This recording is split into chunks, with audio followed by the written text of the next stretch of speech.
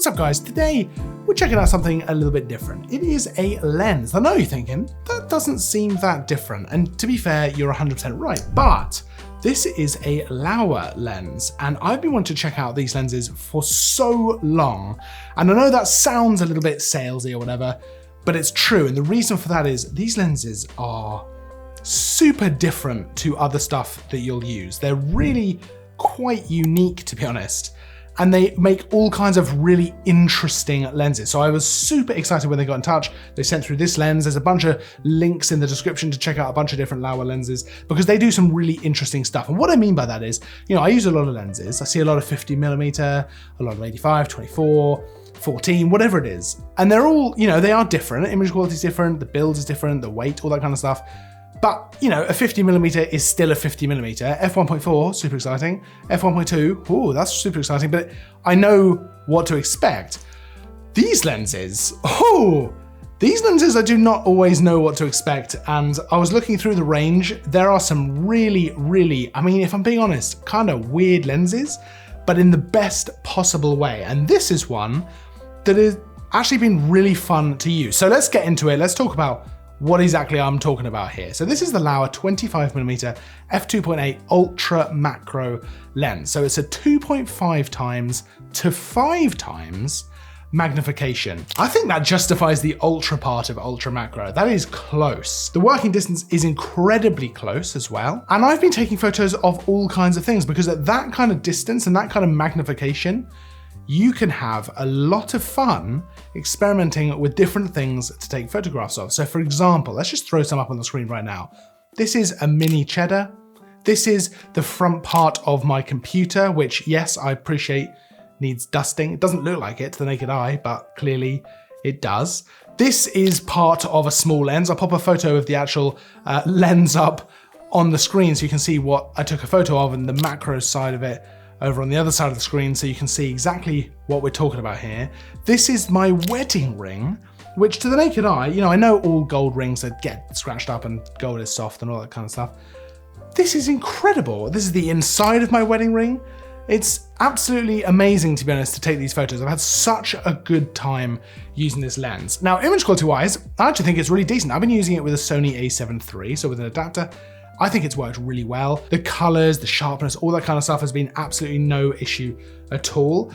The biggest thing for me has just been focusing with this. So there's no manual focus wheel on the lens. You know, you move it back and forward to actually focus, which I'm sure for macro shooters is nothing new. For me, I've pretty much only used macro lenses with a manual focus wheel. So this was an interesting thing for me to check out. What I would say is with a magnification of 2.5 times to 5 times, when you're shooting at 5 times magnification, first of all, you will need some light. Now, even shooting outdoors, even in the sun, I was having to boost up that ISO quite a bit. So I was using my continuous light for as much as I possibly could. A flash would be fantastic because especially at 5 times magnification, that is dark and you're gonna need some light.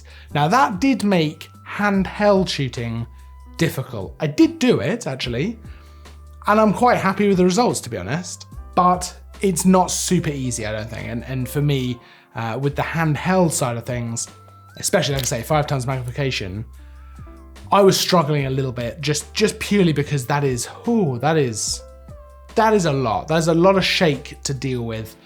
And to be honest, I was struggling with getting the shutter speed high enough to combat that, but then having to bump the ISO up because it was too dark.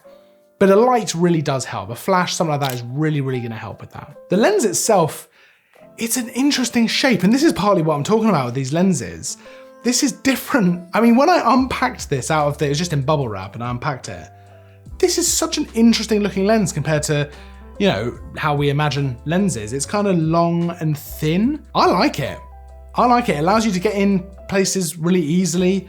It's you know, it's super useful. The bit at the end is pretty slimline, to be honest. So you can kind of get up close to things without having a bulky lens ruining your times. It's also not that heavy. So on the front of the a7 III, it has been fantastic, which I really like. Now, lens itself, it's pretty sleek. There's no buttons or anything like that on there. You've got an aperture ring, so f2.8 up to f16. I shot most stuff around f8. With this kind of magnification, your depth of field, even at f8, is super, super shallow.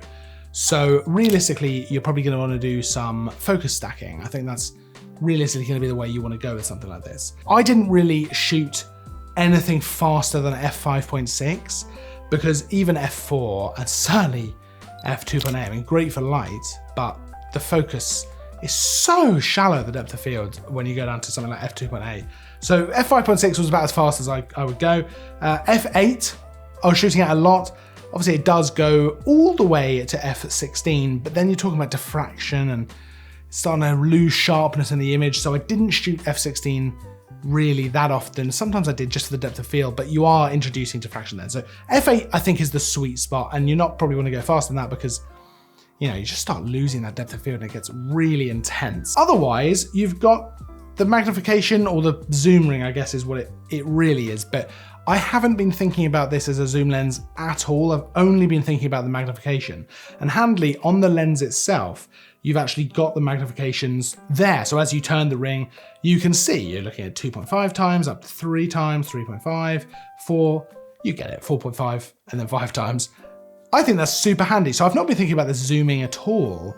And because obviously it's a set focus and you're moving the actual camera to actually focus, it doesn't feel like a zoom. It feels like you are talking about magnification, which is actually really handy for getting your head around exactly what you're doing with macro stuff. This is not the kind of macro lens that will double up as a portrait lens. This is definitely macro and ultra macro at that. Now, in terms of usability and stuff like that, this is a super fun toy to play around with. I could spend hours, to be honest, taking photos with this because there's so many interesting things to take photos of when you're talking about 5 times magnification. You just see things differently. It's such an interesting thing to play around with when you're talking about this level of macro photography. Realistically, I don't know what I would use this for outside of just having fun, but I think that's fine, right? I mean, it doesn't always have to be about pro photography or professional stuff. And I think what Laowa do so well is make lenses that are fun to use, because honestly, I have enjoyed this so much. And I really, really felt that while I was taking photos, thinking of, oh, what can I take a photo of next? That'd be interesting. Oh, I'd love to see that incredibly up close. It's a super interesting lens to use, and it doesn't always have to be about this crazy pro photography stuff. It can be about having fun as well. Of course, if you are a macro photographer, this is going to allow you to get some incredibly detailed up close shots. 5 times magnification is no joke. That is some serious macro photography. So, with that in mind, I think you could do a lot worse than this. Like I say, handheld, difficult. You will need a lot of light, especially at 5 times magnification. And because obviously, realistically, you want to use f8 or focus stack or something like that. So you're going to need a lot of light, but man, I have enjoyed this. I have enjoyed this a lot. And I think that speaks a lot to the lens itself. Now, if you want more details about the lens, there's a link in the description, as well as a link to some other Laowa lenses, which I think look super interesting as well. I'm hoping that we're going to check out some more Laowa lenses, because honestly, there's so many super interesting lenses out there that they make that are just so different to anything else. When we get a 50mm, I mean, don't get me wrong, I love a 50mm, I love an 85mm, I love them a lot, but I've never used something like this before. And they do a probe lens. I've never used something like that before. Links down in the description, so go and check them out because they really are worth a look at least. Of course, drop us a like if you enjoyed the video, because that really helps out the channel and it helps out me personally. So if ever you think, oh, how can I help out? How can I help out old Gareth?